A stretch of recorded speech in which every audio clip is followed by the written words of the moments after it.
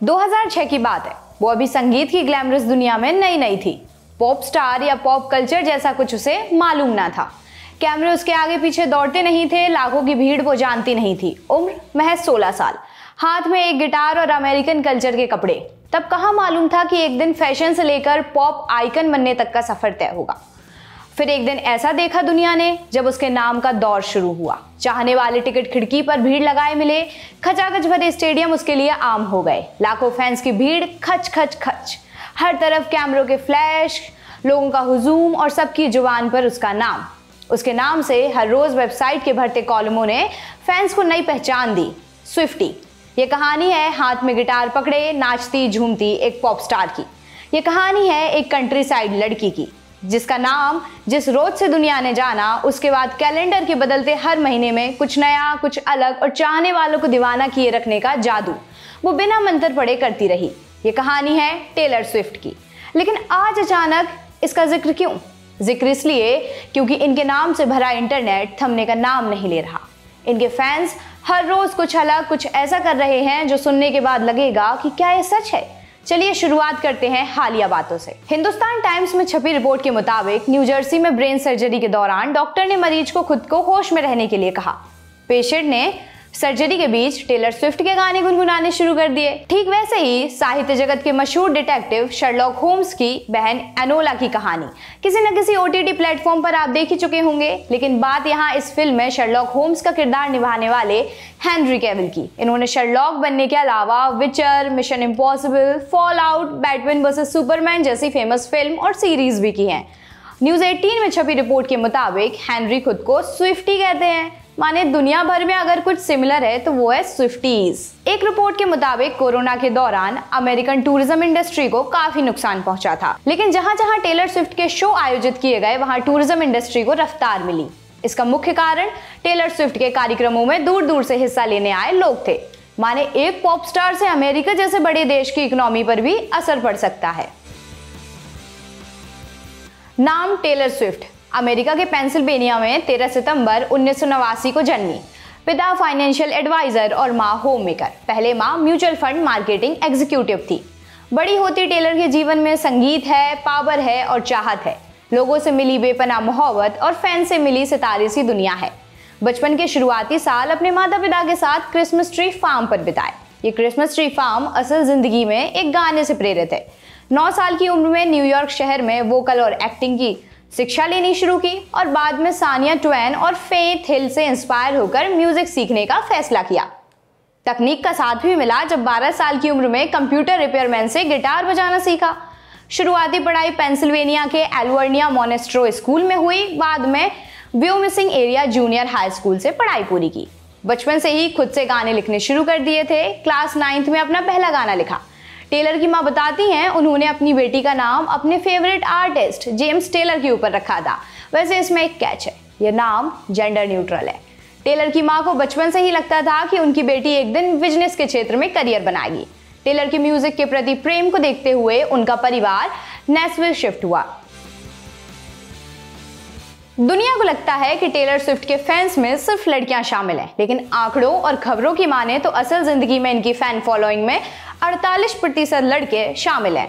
Taylor के 54% fans 21वीं सदी में भी गानों की फिजिकल कॉपी यानी CD और कैसेट खरीदने में यकीन रखते हैं।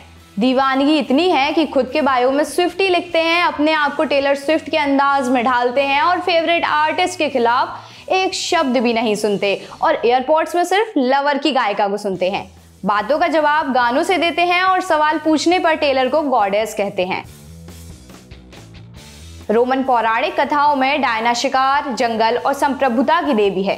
वो समाज के कंटकों से मुक्त हो अपने धनुष बाण के साथ जंगलों में घूमती हैं। डायना की तरह टेलर स्विफ्ट भी स्वतंत्रता का पर्याय बनी। पुरुष प्रधान समाज में अपने करियर के लिए अपना अलग रास्ता चुनने में टेलर ने हमेशा से यकीन रखा। टेलर के फैंस उन्हें मॉडर्न डे गॉडेस की तरह देखते हैं। बारंबार इस तथ्य की तरह दोहराया जाता है। उनका कहना है टेलर अपने मन की बात कहने से नहीं डरती, चाहे वो म्यूजिक हो या उनके पब्लिक स्टेटमेंट। अपने और दूसरों के लिए हमेशा खड़े होने के कमिटमेंट को टेलर ने सबका फेवरेट बनाया। उनकी इन्हीं सब खूबियों की वजह से उनके फैंस, खासकर लड़कियों के लिए Taylor modern day role model है। एलिजाबेथ लेम्स के लेखक अपने आर्टिकल में लिखती हैं, टेलर में हमें एक टैलेंटेड म्यूजिशियन के साथ साथ गर्लहुड और एम्पावरमेंट का प्रतीक नजर आता है। वो अपने म्यूजिक और एक्शन से कई लोगों को इंस्पायर करती हैं। हमेशा सच बोलने की खूबी, अपने सपनों को पूरा करने की चाहत और इंडिपेंडेंस उन्हें हमेशा गॉडेस डायना जैसा बनाती है। कहते हैं टेलर की दीवानगी का आलम यह है कि स्टेज के ऊपर से जहां तक नजर जा पाती है वहां आपको सिर्फ फैंस ही नजर आते हैं। यूं तो टेलर को स्टेज से मोहब्बत बहुत है, लेकिन उनके स्टेज पर रहते हुए कई किस्से हुए हैं जो सोशल मीडिया पर चर्चा का विषय बने रहे हैं। जैसे एरास टूर के दौरान स्टेज मैकेनिज्म में कुछ खराबी आ गई, जिस वजह से टेलर को अपनी हाई हील्स में दौड़ते हुए स्टेज से बाहर जाना पड़ा था। फैन से रिश्ता टेलर भी निभाती हैं। कहीं किसी की पढ़ाई की फीस भर दी, कहीं किसी की आखिरी ख्वाहिश पूरी कर दी। किसी को टिकट ना मिले तो 4-4 टिकट भिजवा दिए। कोविड के दौरान फैंस को हजारों हजार डॉलर भिजवा दिए। कहीं किसी फैन की शादी में पहुंच गई, गाना भी गाया। ऐसी अनंत कहानियां हैं। टेलर के फैंस अपने आप को स्विफ्टी बोलते हैं, ये तो आप सभी को मालूम होगा, ऐसा मैं मानकर चल रही हूँ। ये नाम भी टेलर ने 2012 में दिए एक इंटरव्यू में खुद से अपने फैंस को दिया था। लेकिन स्विफ्टीज भी अपनी फेवरेट आर्टिस्ट को अलग अलग नाम से बुलाते हैं, जैसे सबसे चर्चित नाम ब्लॉन्डी, उसके अलावा Tay Tay, T Swizzle, Taylor Smith, Taffy, doctor Swift, dad tooth, the music industry और कैट लेडी। जैसा कि शुरू में ही बताया, टेलर स्विफ्ट एरा की शुरुआत हुई साल 2006 से। एक 16 साल की लड़की हाथ में गिटार के साथ अमेरिका के किसी बार के बाहर गाना गाते हुए दिखी। फिर अपना खुद का एक म्यूजिक एल्बम रिलीज किया, नाम टेलर स्विफ्ट। डेब्यू एल्बम की सफलता के बाद इस नाम को पहचान मिली। पहचान एक 16 साल की लड़की फ्लोरल सनड्रेस और काउबॉय बूट्स के साथ। भारत में कुछ साल बाद रिलीज हुई किसी फिल्म में किसी अभिनेत्री को ऐसे ही सेटअप में देखा था।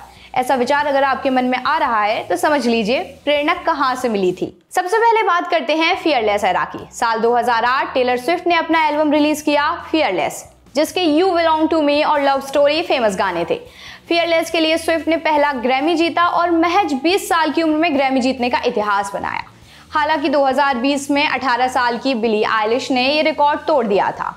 फियरलेस एरा चमकीले कपड़े, टीनेज रोमांस, बॉल गाउन और विंग आईलाइनर का एरा माना जाता है। फिर आया स्पीक नाउ एरा। फियरलेस के बाद स्विफ्ट ने 2010 में अपना पहला खुद से लिखा हुआ एल्बम रिलीज किया, बिना किसी को राइटर की मदद के। इस एल्बम का नाम स्पीक नाउ। पिचफोर्क की रिपोर्ट कहती है यह वास्तव में एक पर्सनल और अपनी बातें इजहार करने वाला म्यूजिक एल्बम है, जो किशोरावस्था और मासूमियत के बीच के ट्रांजिशन को बताता है। सरल शब्दों में कहें तो यही पॉप म्यूजिक था। स्पीक नाउ चमकीले ड्रेस, कर्ली बाल, महकती हुई खुशबू और परियों वाले एस्थेटिक से भरा हुआ एरा था। फिर आया रेड एरा। रेड एरा माने रेड लिपस्टिक, स्ट्रेट बाल और ब्लंट बैंग्स। 2012 में टेलर ने रिलीज किया अपना एल्बम रेड, जहां से दुनिया को समझ आया हाई वेस्ट जीन्स, धारियों वाली शर्ट और विंटेज कपड़ों का चलन। एनपीआर की रिपोर्ट के मुताबिक रेड स्विफ्ट की लाइफ के बदलते हुए पहलू दिखाता है, जैसे खुश होने से लेकर दुखी, उदास, कंफ्यूज, अकेलापन, सब कुछ इस एल्बम में है। अगला एरा था 1989 एरा। 2 शब्दों में कहा जाए तो ग्लोबल पॉप। 1989 एल्बम के रिलीज होने के बाद टेलर स्विफ्ट चंद दिनों में ग्लोबल पॉप स्टार बन गई। हर किसी की जुबान पर इनके गाने और एक ही नाम, टेलर स्विफ्ट। इनके फैंस बताते हैं कि इस एल्बम के रिलीज होने के बाद स्विफ्ट न्यूयॉर्क शिफ्ट हो गई थी और फैशन स्टाइल क्रॉप टॉप और स्केटर स्कर्ट पर शिफ्ट हो गया था, जो कि पॉप स्टार की पहचान था। फिर आया रेपुटेशन एरा। 1989 के रिलीज के बाद स्विफ्ट नेगेटिव प्रेस में आने लगी। कारण किम कार्दाशियन और उनके एक्स हस्बैंड के साथ अदावत। ये कहानी कभी और। इसके बाद टेलर ने 2017 में रिलीज किया अपना एल्बम रेपुटेशन। स्विफ्ट ने डिक्लेयर किया कि मेरा पुराना वर्जन अब मर चुका है और अपनी सारी कंट्रोवर्सी गानों की लिरिक्स में डालकर टेलर ने सबको इस एल्बम का फैन बना दिया। रेपुटेशन एरा चमकीले ओवरसाइज कपड़े, बॉडी सूट आउट, लंबे बूट्स का एरा माना जाता है। और अगर आपके मन में भी ये सवाल है कि रंग बिरंगे बालों का ट्रेंड कहां से आया, तो आप सही समझ रहे हैं, ये वही एरा था। क्या आपके मन में भी कभी सवाल आया कि पेस्टल कलर हमारा फेवरेट कब बना? तो जवाब है लवर एरा। 2019 में टेलर स्विफ्ट ने लवर रिलीज किया। दुनिया को समझ आई असल एस्थेटिक की भाषा और गुलाबी रंग का एक और प्रमोशन बारबी के पहले लवर एरा में हुआ था। कोविड के कारण दुनिया ने आइसोलेशन में रहना सीखा। तब टेलर स्विफ्ट ने सिंपल और इंडी एल्बम बनाया। लोक संगीत से प्रेरित इस तरीके के एल्बम को एस्थेटिक तरीके से दिखाना अलग कला थी, लेकिन टेलर हमेशा कुछ अलग करके दिखाती हैं। फिर क्या, फोकलोर ने एक साल में 3रा ग्रैमी जीता। फोकलोर के 5 महीने बाद एवरमोर एरा आया। माने फोकलोर गर्मियों का एरा और एवरमोर सर्दियों का।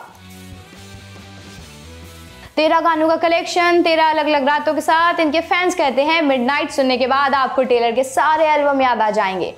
वैसे मिडनाइट एक सरप्राइज एल्बम था, लेकिन 24 घंटे से भी कम समय में यह स्पॉटिफाई पर एक ही दिन में सबसे ज्यादा स्ट्रीम किया जाने वाला एल्बम बन गया, जिससे स्विफ्ट स्पॉटिफाई पर एक ही दिन में सबसे ज्यादा स्ट्रीम किए जाने वाली आर्टिस्ट बन गई। टेलर स्विफ्ट का अगला एरा सामने है, आई गेस। दरअसल स्विफ्ट ने 2024 ग्रैमीज में एक अवार्ड लेते वक्त अपने 11वें एल्बम की अनाउंसमेंट की थी। अपने फैंस के पूछे जाने पर उन्होंने बताया कि उनका अगला एल्बम 19 अप्रैल को आने वाला है।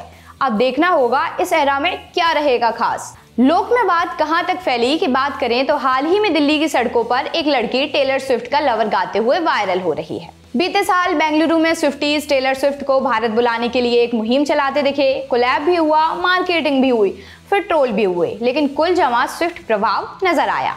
तो ये थी कहानी टेलर स्विफ्ट के प्रभाव की। भारी शब्दों में कोई बात कह लिखना बंद करने का ऑप्शन है, लेकिन वो भी किसी और दौर में करेंगे। टेलर स्विफ्ट के एरा चलते रहेंगे, चीजें जुड़ती रहेंगी, यही उम्मीद है। इस वीडियो में इतना ही। मैं हूं अंजलि, देखते रहिए दी लल्लन टॉप।